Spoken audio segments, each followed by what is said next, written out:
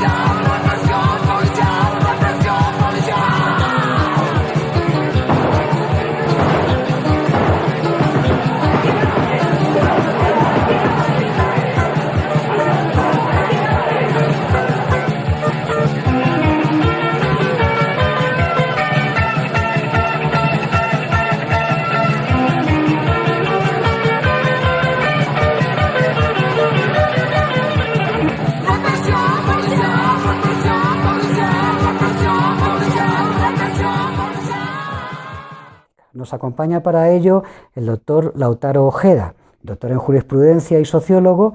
Nuestro invitado de hoy concluyó también estudios de filosofía y es catedrático universitario. Ciencias como las ciencias humanas, jurisprudencia y comunicación social forman parte de sus especialidades. Ha publicado 15 libros, de los últimos 3 abordan el tema de la seguridad ciudadana y más de 100 artículos respecto al tema. El último de ellos, encima de nuestra mesa, Miedo, Poder y Seguridad. Doctor, muchas gracias por acompañarnos en el programa de hoy. Realmente. Quiero empezar planteándole una reflexión. Según indicadores y fuentes derivadas de los ministerios del Interior, Seguridad o Policía, depende de cómo se llaman en cada uno de los países, las sociedades latinoamericanas y caribeñas están entre las más violentas del planeta. En América Latina la tasa de homicidios es por lo menos 3 veces superior a la media internacional o global y los ciudadanos tienen esta alta sensación, registran esta alta sensación de inseguridad, digamos, en cada una de las encuestas, estudios demoscópicos, investigaciones sociales que se hacen a lo largo y ancho del continente. 8 de los 10 países más violentos del planeta, fuera de los países que están en guerra, pertenecen al subcontinente y, digamos, esta problemática, lejos de solucionarse, parece que va empeorando por momentos. Los discursos populistas de perfil disciplinario dan permanentemente una visión de enfoque represivo y punitivo para hacer frente al incremento de la criminalidad, ignorándose habitualmente condiciones de pobreza, de desigualdad, de exclusión social que nos acompañan en nuestras sociedades y que son fruto del modelo económico y político del que nos hemos dotado en este capitalismo moderno. Además, existe una violencia criminal y social de la que nos gustaría que hablásemos, que tienen factores o responden a raíces diferentes, diferenciadas entre una y otra. Y en este sentido le hago la pregunta, Lautaro. ¿Considera que realmente tienen éxito este tipo de políticas o de llamadas políticas de mano dura? Y si no es así, ¿cuáles son las alternativas que tenemos dentro de una visión un poco más humanista en nuestras sociedades con respecto a cómo confrontar con la delincuencia y la violencia que nos acompaña de forma cada vez más generalizada? Bueno, primero quiero agradecer la invitación. Es una oportunidad en la que uno puede explayarse en cierta forma. Estoy ya, no sé si acostumbrado, pero he tenido que adaptarme me han domesticado algunos medios, porque en la televisión, por ejemplo, a veces me encuentro con exalumnos o exalumnas que se quedan conversando 20 minutos y le digo, ¿en cuántos segundos voy a salir? ¿Y qué va a ser editado? O sea, de todo lo que he dicho, ¿qué no será que tú o que la persona encargada de eso es que selecciona? Eso por un lado. Por otro lado, el tema de las estadísticas. Máximo Soso, este penalista argentino, afirma que las estadísticas son manufacturadas, que toda estadística tiene un contenido ideológico político, pero las estadísticas son las que convencen, entre comillas, y son las que privilegian el discurso oficial, especialmente cuando esas estadísticas les son favorables. Las otras obviamente son escondidas. Decía Mark Twain, doctor, que hay tres tipos de mentiras: las grandes mentiras y las estadísticas, ¿verdad? Así es, que es la mejor forma de mentir, además, así es. Y la más confiable, entre comillas. Así es. A ver, creo que cabe hacer una precisión. Usted señalaba sensación, yo le llamo percepción. Sí. Porque no es lo mismo. Una sensación puede ser orgánica, la percepción es más intelectual, pero tiene que ver con imágenes, ¿cierto? Entonces, ahí hay una diferencia interesantísima entre victimización, es decir, cuántas personas realmente han muerto y han sido registradas, y la percepción que tienen de la población respecto de eso. Es decir, hay una multiplicación, ¿cierto? Yo he tenido muchísimos casos. Recuerdo una anécdota de una alumna, muy buena alumna, que dejó de ir a clases durante un mes. Regresa y digo, ¿qué pasó? Es que en mi barrio matan. ¿Dónde vives? ¿Y dónde mataron a esta persona? ¿A qué distancia? A unas 20 cuadras. O sea, a las 20 cuadras, y ella realmente no salía ni siquiera a hacer compras, pero tenía la sensación, en el barrio realmente están matando. Esta, que es otro tema, la universalización a partir de casos concretos, ¿no es cierto? Sí. En este barrio matan, en este barrio violentan, etcétera.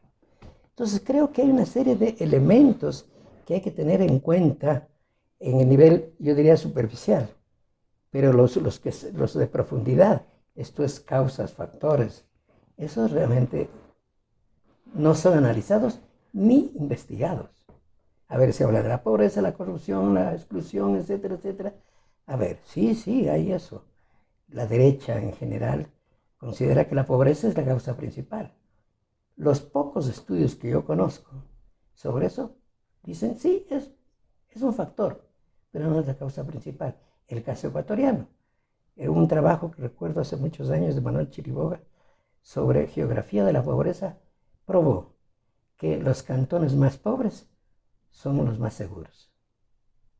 Entonces, creo que hay toda una problemática conceptual que hay que profundizar y que generalmente no se aborda, porque eso es ser diletantes, o sea, no apegarse al hecho, a lo fáctico, porque lo único que sirve es lo fáctico, no la percepción.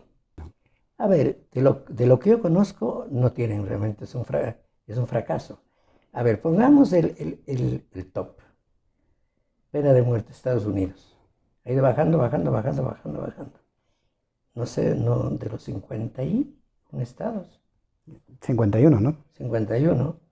Creo que ya botaron la toalla, ¿no es cierto? Por lo menos 10 o 15. Y esa es la tendencia. Porque la pena de muerte no es la salida. Luego, aumentar el número de años. Bueno, uno se pregunta, un delincuente, bueno, le van a subir 2 o 3 años, por eso dejará de matar. ¿Será ese el camino?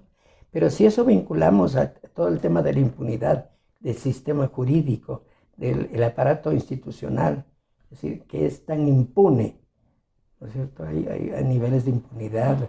Bueno, creo que en América Latina el colmo está en México, luego está Venezuela, por cierto, nosotros no estamos muy lejos.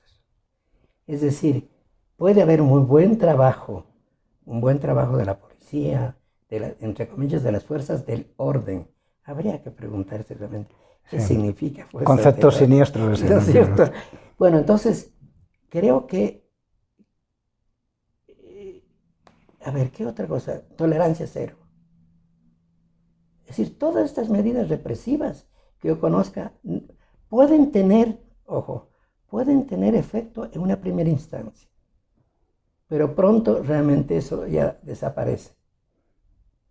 Y si es esto señalado con la fuerza, y voy a mencionar algo que lo tengo realmente pendiente, con la fuerza, la virulencia, la rabia y más de la alcaldesa de Guayaquil, ¿no es cierto? Cuando dice... Estas últimas declaraciones. Estas últimas, realmente cree que a lo mejor por el énfasis, la fuerza y más, no importa lo que diga la ley, ¿no es cierto?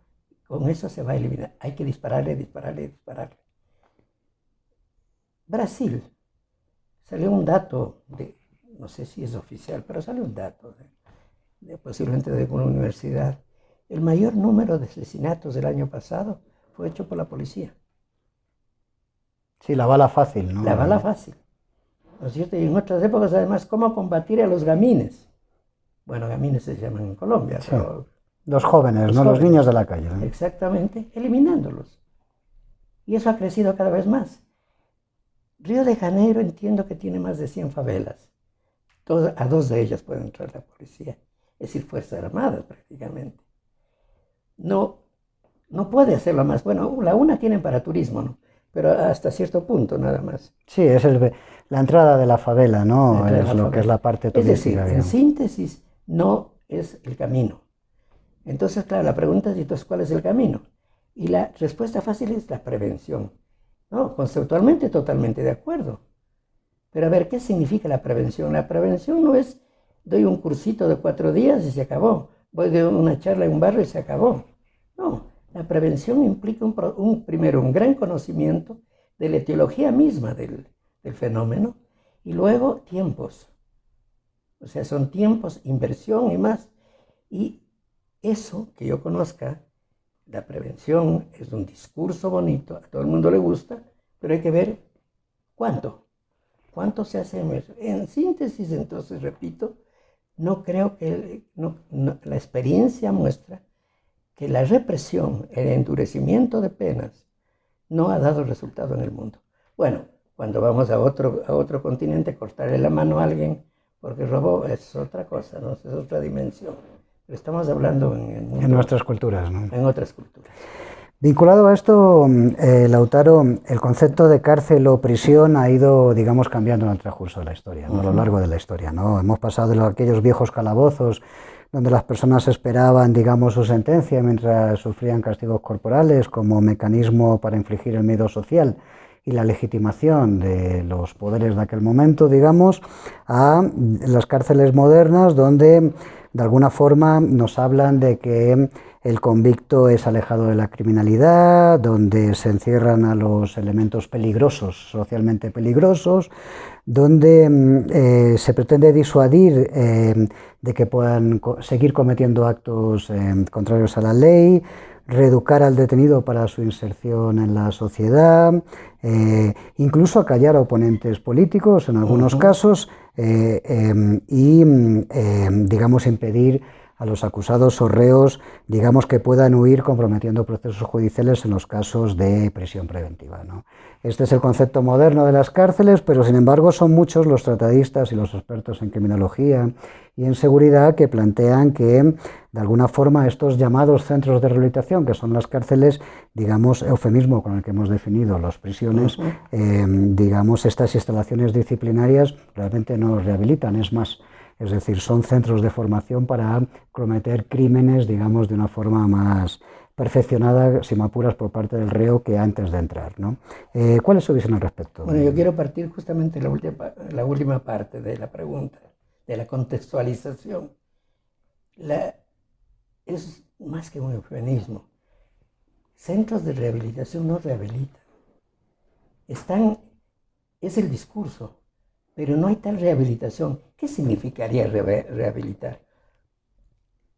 darle una formación,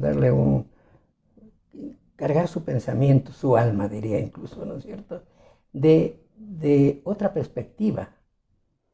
Y eso, ¿qué condiciones hay para poder hacer eso? ¿Qué gente está haciendo eso? ¿Qué dice la sociedad? ¿La sociedad va a recibir a un exconvicto? No lo recibe. Es decir, todo está en contra de. Entonces, ahí hay un círculo vicioso.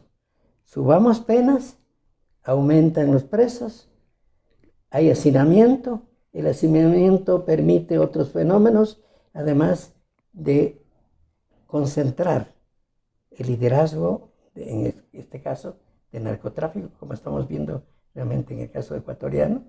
Mire, es interesante ver cómo los últimos asesinatos en Guayaquil, un porcentaje muy alto es entre exconvictos. Al siguiente día lo matan, ¿no es cierto? Entonces, que son rivalidades, entiendo, entre bandas en cárceles, de territorio, venganzas, ¿no? claro, sí. Ahí se dirige el famoso caso en Brasil. ¿Cómo se llama este personaje que dirige las cárceles ¿no? Y que además es chistoso realmente leer las entrevistas, un tipo muy inteligente. Dice, la cárcel ha sido una oportunidad para mí para volverme culto, para poder leer, para poder dar cuenta del significado que tiene la delincuencia y el delito, y la inoperancia e ineficiencia del aparato estatal. Por ejemplo, nosotros descubrimos, los maleantes, descubren una nueva arma, un nuevo sistema. Bueno, si descubrimos eso, compramos y el siguiente día entrenamos. Para que eso haga el Estado, necesita años. No puede hacerlo. O sea, tiene una ineficiencia que comienza con la ley, comienza por la percepción, comienza en definitiva por el miedo. Bien.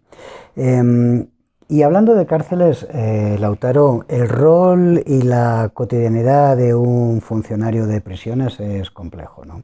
Es decir, tanto desde la perspectiva sociológica de la construcción de su subjetividad, como, digamos, desde el marco de las relaciones de poder que se establecen dentro de la cárcel, ¿no? Dentro de los centros de rehabilitación, ¿no? Voy a poner esto entre comillas. En paralelo, estos funcionarios sufren, a su vez, digamos, una presión fuerte por parte de las mafias y los entornos que se mueven alrededor de los centros penitenciarios. Estas mafias que articulan el suministro de drogas y de otros elementos que distribuyen clandestinamente dentro de estas prisiones, de estos centros, ¿no? de penitenciarios, ¿no? Parafraseando a Foucault, que a su vez parafraseaba a Marx cuando nos decía que las cárceles son centros de acumulación de hombres necesarios para la acumulación de capital, ¿no? Le pregunto, ¿no, Lautaro? Los carceleros, los guardias penitenciarios, aquí creo que los llaman guías penitenciarios, ¿no? Que ejercen como un grupo humano de coacción directa, digamos, sobre los recursos en las cárceles, en los centros de internamiento para delincuentes, deben tener desde su punto de vista un mecanismo de formación específico o especial. ¿Cómo es esto en el Ecuador si lo comparamos con otros países que, digamos, pudiesen ser más avanzados en este sentido, con mayor sensibilidad al respecto, ¿no? Bueno, lo primero que se me ocurre a partir de la pregunta es la diferencia en el deber ser y el ser. O sea, ¿cómo son acá? Sí.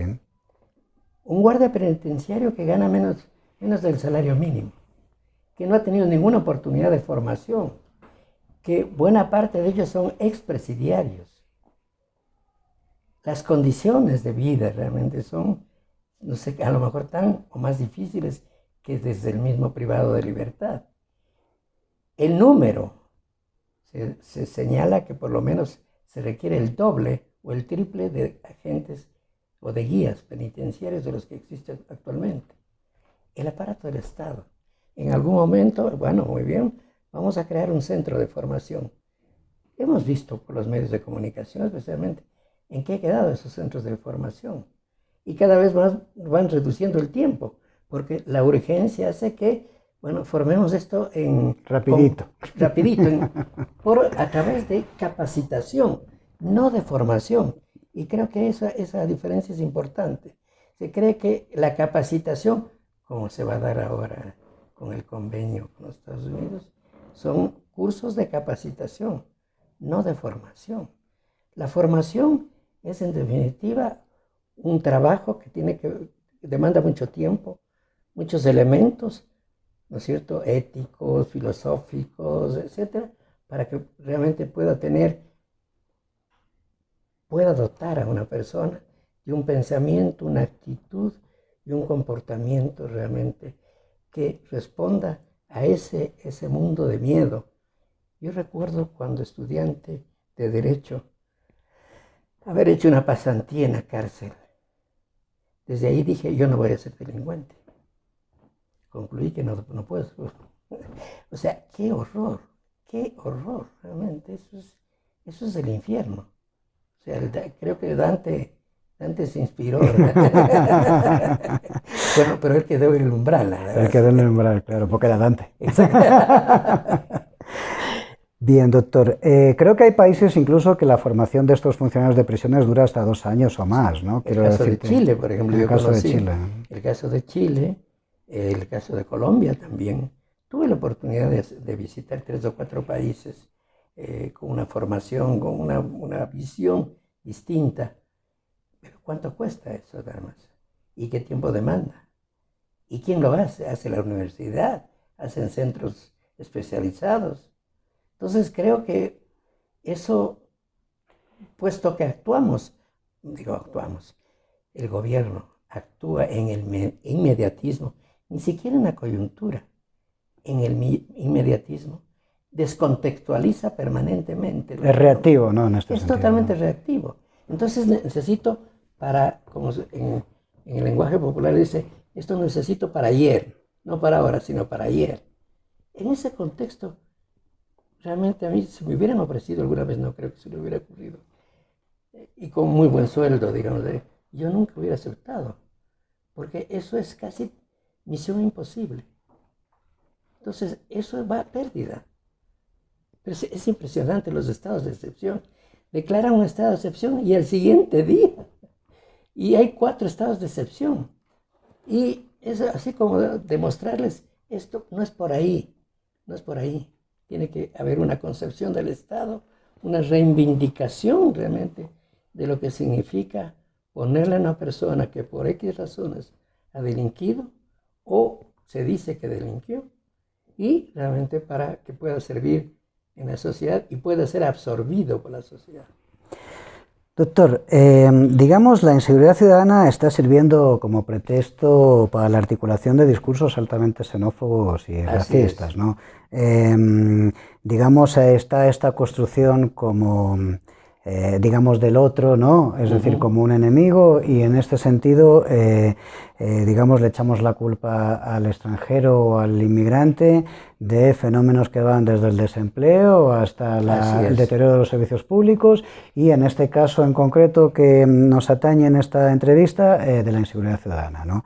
De alguna forma el extranjero tiene la culpa siempre y cuando este actor externo sea pobre, eso sí, ¿no? Claro. En este sentido, ese discurso racista establece una lógica, digamos, bien conocida, ¿no? Que es esta de posicionar precisamente los estatus populares, digamos, como frente de choque ante los inmigrantes. Es decir, es esto de que, de alguna forma, es esta concepción de que el penúltimo pelea contra el último del escalafón social, ¿no? Correcto.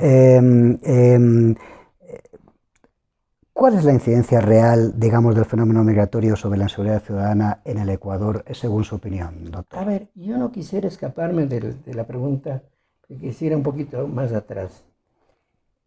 Yo soy muy cercano, digamos, en términos de interés, a Bauman. Bauman habla del extraño, del diferente. Eso cada vez es más profundo. El que no es parecido a mí, el que no tiene la misma religión, el que no vive en el mismo barrio, el que no se educó en el mismo colegio, el que no pertenece a la misma clase.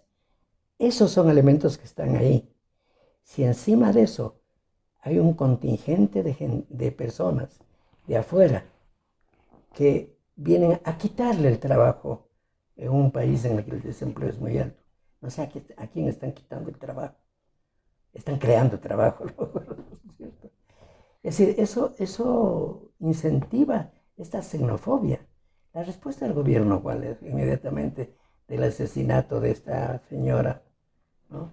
Enseguida el presidente de la República presenta la urgencia de expulsar. Realmente eso, ¿no es cierto? No va a permitir. Incide todavía más en el amarillismo de alguna forma. Exactamente. Entonces, y los datos estadísticos no van por ahí, porque el mismo comandante de la policía, el general Carrillo, da un dato de qué porcentaje de los delincuentes, digamos, corresponde a extranjeros y cuántos de estos a venezolanos. Es, entre comillas, insignificante. El 92, el 96% son ecuatorianos. ¿Y qué pasa con los ecuatorianos? ¿Qué se está haciendo con los ecuatorianos? De un año acá ha subido el 17%, en definitiva. De un año, menos de un año acá. ¿Y qué son los venezolanos? Es que ha habido la misma proporción estadística de ingreso de venezolanos en este periodo corto. Ellos vienen ya de hace rato. Entonces creo que es crear es decir, fortalecer no solamente la xenofobia, sino lo que significa ser diferente, ser gay, ser, digamos, en el barrio hayan personas alegres, ¿no es cierto? Es decir, todo lo diferente, y eso significa enconcharse, diría, ¿no? O sea, reducirse y con el gran beneficiario, ¿cuál es ahí? La tecnología. Probablemente la tecnología es de las industrias que más ha avanzado y se enriquece. En materia de seguridad, quiero decir. En materia de seguridad, ¿no es cierto? Si encima de eso... Reconocimiento facial, cámaras en las calles, cosas de ese tipo, ¿no? Acabo de ver una película en Netflix, creo es brasileña, en que se trata de una ciudad que decide democráticamente que cada habitante tenga un dron y le haga un seguimiento de un dron. Realmente es espeluznante en todo, qué piensa, y encima de eso le reconoce cada vez que está haciendo algo, que va a comer, está con mucha hambre, está con ansiedad. O sea, y entonces... Ahí vamos a llegar, ¿no? Ahí vamos a llegar. La novedad ahora es, mientras más avancemos en eso, más realmente seguridad vamos a tener. Qué grave realmente. Y si encima de eso agregamos el papel de las redes de comunicación y las media verdades o las posverdades, un dato, el 12 de octubre, según información del Ministerio de Gobierno, se dieron 19.000 noticias falsas. En torno a los sucesos de octubre. Exactamente. Entonces, ¿a quién creer? Es ahí. El problema es que sí creo. Hay mucha gente que sí cree. Es que el presidente de la República se fue a la Balbina. Hay que ir a la Balbina. Etcétera. Entonces, hay una, no sé si confabulación, porque eso no es, pero hay una conjunción de elementos que no están siendo estudiados de manera integral, que están, si hay estudios, ¿no es cierto?, de manera sectorial, de manera puntual. Y la sumatoria no del todo, sino que el todo es más importante que las partes en este caso. Lautaro, se supone que los gobiernos descentralizados, a través de las tasas de seguridad, deberían articular políticas preventivas. Se supone que, digamos, el Ministerio del Interior y nuestra flamante ministra del Interior debería tener planificado una política de prevención en materia de seguridad. Se supone que, digamos, la prevención debería ser la alternativa frente a lo reactivo de las políticas represivas en materia de seguridad. Y en este sentido, lo que nos estamos encontrando, y aquí hago ligazón con lo que nos contaba usted anteriormente, lo que nos estamos encontrando es una amplia articulación de la tecnología en materia de seguridad, estas cosas que hablábamos anteriormente, digamos, reconocimiento facial, ojos de águilas en las calles, intercepción de las comunicaciones, incluso de los correos electrónicos, de alguna forma generación de big data para encasillarnos a través de nuestras opiniones en las redes sociales sobre qué pensamos, qué nos preocupa, hasta de qué opinión política tenemos, etcétera, ¿no? De alguna forma, todo lo que estamos entendiendo, digamos, por política de prevención, más bien tiene que ver con la articulación, y aquí me vuelvo a los postestructuralistas, del enfoque de una sociedad disciplinaria. Correcto. Es decir, de alguna forma lo que se está articulando es eso, ¿no? Lo cual, evidentemente, nos priva de libertad. Pero quiero hacerle la siguiente pregunta. ¿Qué se hace en materia de formación familiar? ¿Qué se hace en materia de formación a los jóvenes y a las jóvenes, es decir, en los centros de estudios? Es decir, ¿hay algún tipo de planificación, de algún tipo de política de prevención en ese sentido? Y frente, digamos, a la seguridad, digamos, de la política de seguridad represiva que se articula desde el Estado, digamos, ¿hay algún modelo de prevención que esté siendo eficaz o eficiente que pueda valernos como referencia, digamos, en esta materia para aplicar en el Ecuador, doctor? Bueno, hay muchos temas que han salido en esta gran pregunta, ¿no es cierto? Empezamos por el papel de los gobiernos locales descentralizados. Ellos no tienen competencia, los gobiernos no tienen competencia sobre seguridad. Hay una política totalmente centralista. Pero ¿qué es lo que pasa? ¿El vecino dónde va? El vecino de Zamora, perdido en un barrio, no viene a Quito. O sea, va donde su alcalde, va donde el presidente de la junta parroquial, allá va. Pero él le dice, nosotros no tenemos nada que hacer. Las políticas, los recursos vienen del gobierno central. Primera cosa. Eso lleva la segunda cosa, la tasa. Se habla de las tasas. Si hay, me atrevo, no es un dato empírico suficiente, si hay 10 municipios, 8 municipios que tengan tasa de seguridad, no hay más. Es marginal, ¿no? Es marginal. Pongamos el caso de Quito, que fue el pionero en tasa de seguridad. Todos los que tenemos bienes patrimoniales aportamos desde $2, dependiendo el precio, digamos, del bien, hasta 22 el más alto. Ahí hay un recurso que yo me imagino, quizá me verifiquen después, está generando por lo menos unos 15 o más millones de dólares. La orientación de esa tasa era para prevención. Conozco la ordenanza. Se han rendido cuentas y hemos reclamado a la ciudadanía, decir, a ver, a diferencia del impuesto, la tasa es por servicio. Le hemos preguntado, ¿en qué está gastando? ¿Cómo está empleando? Rinda cuentas. O sea, no hay una fiscalización ni siquiera sobre esa tasa. No hay fiscalización, no hay rendición de cuentas. Pero ahí están los recursos. Entonces las tasas, realmente, Guayaquil se negó en aquella época en la que Quito lanzó la tasa, se negó. Ellos dicen directamente, mano. Entonces la tasa realmente es una figura, no es una figura, es un hecho que realmente no ha dado resultados y no ha sido aplicado.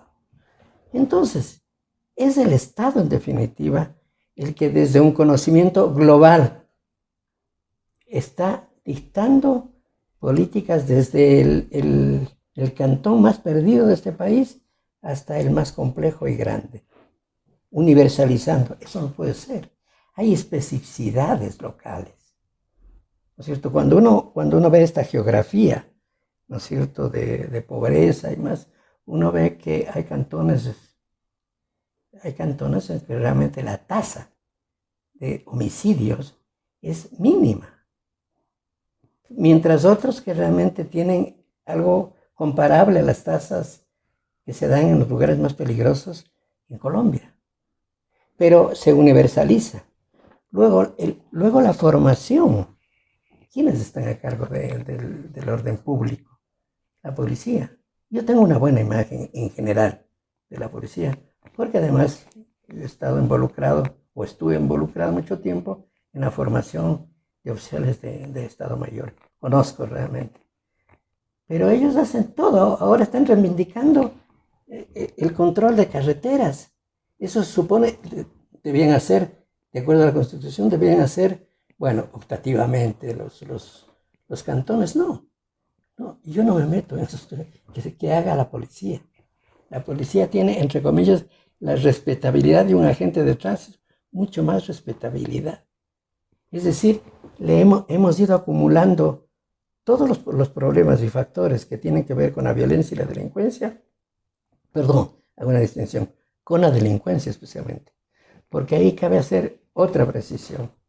Creo que es importante distinguir entre la violencia criminal y la violencia social. Un dato. Háganos la distinción, doctor. A ver, cuando estamos hablando de violencia social, estamos hablando de violencia en el hogar. Los femicidios son del hogar. Violaciones, más del 60% en el caso de Quito, se produce en el seno de la familia. En el entorno familiar, claro. A ver, ¿eso a quién le corresponde? ¿A la policía? Le corresponde a la familia, se supone. Le corresponde, en cierta forma, a las iglesias. ¿Y las iglesias en qué están? Yo he tenido la oportunidad de leer este libro sobre Gomorra. Me he quedado espantado. Ya estaba por botar la toalla de católico. Porque la podredumbre realmente en el Vaticano y demás. Y cuando uno mira por acá, cuando mira en América Latina, no quiero hacer comparaciones estadísticas porque no creo que hay, pero realmente ha estado y está tan ligada al poder, ¿no? Que en los asuntos delicados, mejor me lavo las manos, soy Pilatos. Entonces las instituciones claves, la familia, las religiones, las instituciones religiosas, ¿qué están haciendo en eso? Y la otra institución, el sistema escolar. ¿A quién le hemos confiado los padres? Ya por cuestiones de ocupación, le hemos confiado, le dicho, vea, yo no tengo tiempo, usted edúquelo en todo. Entonces ahí tenemos un erosionamiento, tenemos una fractura en esas instituciones claves, y ahí es en donde se da básicamente la violencia social. El mayor porcentaje de homicidios en el país se da por riñas y venganzas. Violencia social. Es violencia social. ¿Qué se está haciendo por violencia social? Ahora, bueno, hay que perseguir a los delincuentes, pero sí, no son minoría, pero es mucho menos que la violencia, los homicidios, si se mide por la tasa, digamos, de criminalidad. No. Entonces, ese es un campo que está, yo diría, aumentando incluso. Entonces, ¿qué puede dar? A lo mejor hay un mayor control de la policía en términos de criminalidad. ¿Y lo otro? ¿No será que lo otro le va a ir ganando cada vez más terreno? Entonces ahí hay un problema estructural muy grave. Y ahora le voy a abordar la parte de la violencia criminal o delictiva, ¿no? Digamos, el peso de las redes delincuenciales vinculadas al narcotráfico cada vez es mayor, Lautaro. Digamos, cada vez tienen más peso sobre la economía global, cada vez inciden más en la toma de decisiones de los gobiernos, toman gobiernos, ¿no? Hacen estados fallidos, o sea, generan estados fallidos. En fin, quiero decirte que, digamos, el peso del narcotráfico es cada vez mayor, y eso es un elemento indiscutible, pese a que los gobiernos nos quieran decir lo contrario, ¿no?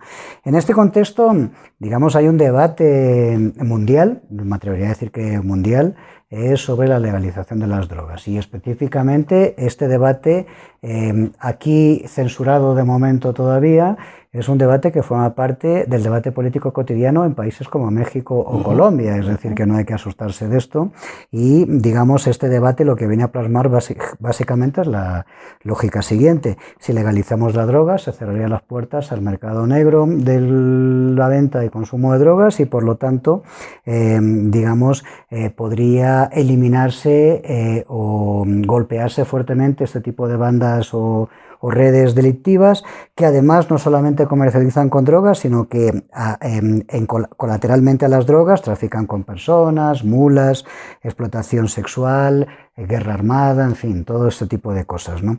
¿Cómo ve usted, digamos, la posibilidad de que se pudiese plantear este debate en el marco ecuatoriano, doctor, de la legalización de las drogas? Y digo esto en un país cuya economía nacional, y hablemos claro, aunque los opinadores o los influencers de turnos en materia económica no hagan mención de esto, este país estaría quebrado económicamente si no fuese por el lavado de activos, ¿no? Entonces le pregunto, ¿cómo visualizaría usted un debate de estas características en el Ecuador? A ver, en el fondo, creo que tenemos que tratar de las mafias. Hay un autor que me imagino que usted lo conoce, Roberto Saviano. He leído su obra y he escrito incluso algunos artículos sobre eso. Es pavoroso, realmente, es pavoroso. Que trabaja la mafia, ¿no? Claro. Italiana. Un dato que este rato me viene a la memoria, solamente la mafia, digamos, ¿cómo se llama? Bueno, una de las más importantes de Logia P2, quizás. Bueno, la Calabresa, Sicilia, Calabresa. Maneja un presupuesto, digamos, maneja recursos mayores que el presupuesto nacional de Italia. Es decir, ¿dónde no están metidos? ¿Dónde no están metidos? Y ahora en el penúltimo libro de Saviano, con los niños, porque bueno, fueron eliminando las cabecillas y ahora los que dirigen son niños, adolescentes y jóvenes de 13 a 18 años.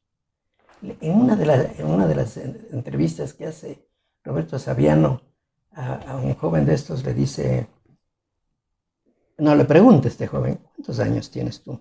32. ¿Y todavía vives? Eres viejo. Yo no puedo llegar a los 32 años. Yo sí alcanzo los 20, pero con todo. Claro. Con todo, realmente. O sea, y eso es una anécdota. Y la otra, y dice, bueno, ¿y tu vida de investigador? Dice, bueno, no es vida, porque él le acompañan 8 carabineros, ¿no es cierto? Claro, pues está amenazado de muerte, claro. Sí. Claro. Entonces, él dice, yo no puedo, no tengo posibilidades de tener una vida propia. Entonces, está por ese lado. O sea, ahí están las mafias, ¿no es cierto? Las mafias en México, ahora en Europa, están las mafias chinas, rusas, turcas, etcétera, dominan el mundo. Es el verdadero poder, porque tienen tal fuerza, tal cantidad de posibilidades. Yo recuerdo una invitación que tuve hace algunos años a un evento en Bogotá, en el que contaron un caso de un grupo delictivo que bueno, se propuso atacar, atacar un banco, ¿no? Emplearon aproximadamente 8 meses. Gastaron $2 millones buscando dónde se había hecho la caja fuerte de ese banco. Y había sido en Frankfurt. Le buscaron en Frankfurt cuánto y llegaron, bueno, pactaron al final, ¿no es cierto? ¿Cuánto costó? Bueno, todo eso se dieron el tiempo de tomar la inteligencia necesaria para dar un golpe limpio. ¿Y cuánto sacaron de ahí? 52 millones. O sea, 2 millones invirtieron para sacar 52 millones. Es decir, yo creo que hay que tener en cuenta eso, ¿no es cierto? La droga, pero además la mutación de la droga. Bélgica y Holanda son los que están produciendo en Europa la mayor cantidad de droga artificial. Y son los mayores exportadores. Para Europa y no. Entonces, ya no es solamente la marihuana, ¿no es cierto? Sino que hay otro tipo de... Claro, químicos, ¿no? Derivados ¿no es químicos. Cierto? Entonces, eso está tan expandido. Además es tan normal, tan natural. No me atrevo a dar un dato porque a lo mejor Pero de alguna forma, doctor, el manejo de las drogas en las sociedades, quizás desde esta visión judeocristiana nuestra de las sociedades occidentales puede ser un poco más complejo analizar esto, pero digamos, las drogas han formado parte de lo cotidiano de las sociedades, digamos, no monoteístas desde los orígenes de la humanidad. Es decir, la gente se vinculaba con los dioses a través del consumo de drogas y había unos conductores de estos, que eran los sacerdotes, que de alguna forma tenían la expertise de dosificar la droga adecuada para que eso no se generase en un problema. El mercado negro de drogas es el que hace que sea imposible dosificar el consumo de drogas, es decir, al comprarla en el mercado negro, y esto genera un problema social. Entonces yo le pregunto a usted... ¿Es un mecanismo de opresión privilegiado? Para los ingleses fue el opio. Claro, la guerra del opio en China. ¿No? Pero le pregunto, ¿estas redes delincuenciales se podrían golpearse, es decir, a través de la legalización de las drogas? Y en todo caso, habría un debate que es hasta dónde las drogas son legalizadas o no, cuáles son las drogas que no se legalizan, etcétera. Pero de alguna forma, esta realidad, digamos, que viven estos países, nuestros países, de alguna forma podría cambiarse con un tema de legalización de drogas. Sí, estoy de acuerdo que podría cambiar, digamos, ¿no? Podrían golpearse, pero no sé, golpes superficiales pueden ser golpes profundos. Hay pocos casos realmente, ¿no es cierto? En Europa, Holanda, ¿no? En América Latina, Uruguay. Por ahí hay uno que otro intento que muestra que sí ha habido una disminución, un efecto, digamos, positivo, ¿no? Y por cierto, los precios han bajado. Por supuesto. Es obvio, ¿no es cierto? Creo que sí, creo que es necesario, digamos. Y toda esta utilización farmacéutica, ¿no? Yo conozco ya acá en el Ecuador de algunas personas que están utilizando determinada droga, por cierto, controlada y más, ¿no es cierto?, para enfermedades ya. Claro, consumo medicinal, ¿no? Exactamente. Claro. Las farmacéuticas, ¿qué estarán haciendo las farmacéuticas? Bueno, las farmacéuticas prohibieron la valeriana para poder vender pastillas para dormir, ¿no? Pero claro. En la casa nosotros no dormíamos bien, la valeriana para tranquilizarnos daban valeriana. Desde la época de las cavernas, ¿verdad? Exactamente.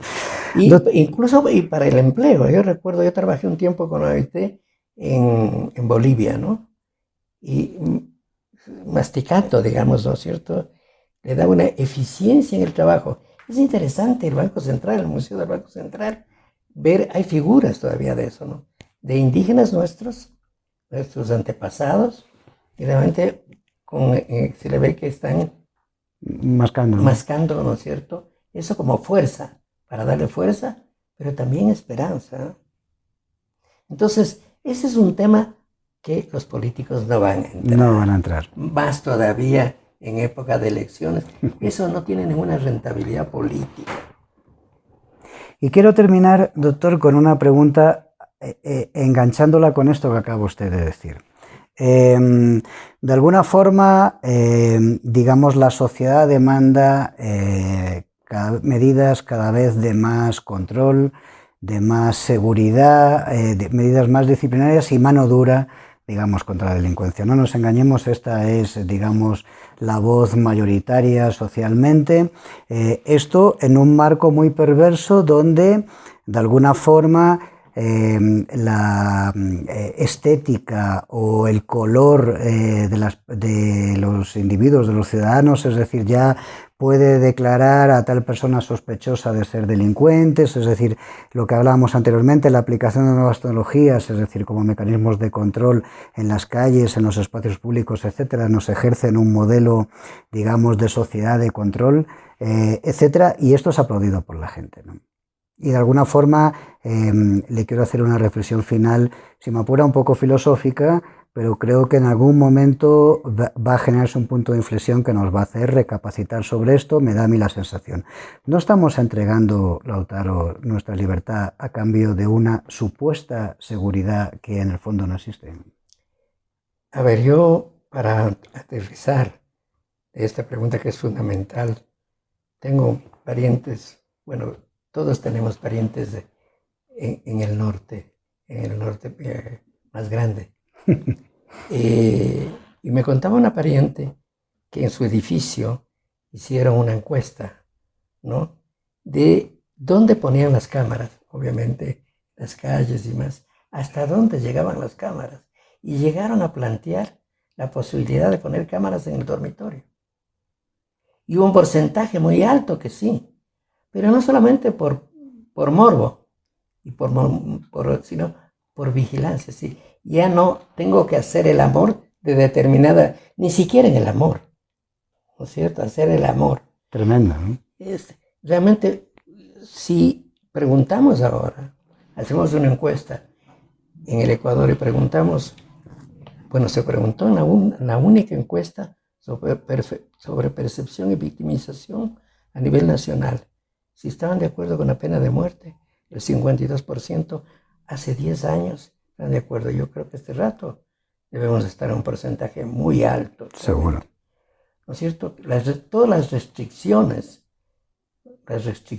a mi libertad, pero no solamente a mi libertad física, sino de pensar. Y hemos tenido una experiencia realmente, sí. Todavía no pasamos, la experiencia con Correa brutal. Quien piensa diferente, quien actúa diferente, realmente es objeto de represión. Entonces, el bien más preciado, el bien más que es la libertad, es sacrificado generalmente por la seguridad. Es decir, hay una relación inversa. Para más seguridad, menos libertad. Y eso está a vista. Eso es algo cotidiano, ¿no? No, yo recuerdo en un país latinoamericano, concretamente en Chile, después de la dictadura, fui a hacer una visita y recuerdo la persona que me conducía se paralizó porque vio a un policía. Y digo, ¿qué le pasa? Es que no tiene idea, le tengo un terror, porque si me era contravía, pocos metros, me mete a la cárcel. Por eso, por una infracción de ese tipo. Entonces creo que el gran desafío, en definitiva, uno de los grandes desafíos está justamente hasta dónde cedo mi libertad en pos de la seguridad. Amigos, muchas gracias por acompañarnos en este quinto programa de Líneas de Fuga. Muchas gracias, doctor, por darnos estos minutos, poder compartir con usted esta conversación. Y bueno, creo que las reflexiones están ahí. ¿Hasta dónde entregamos nuestra libertad a cambio de esta prometida seguridad que no termina de llegar? Gracias y os esperamos en el siguiente capítulo de Líneas de Fuga.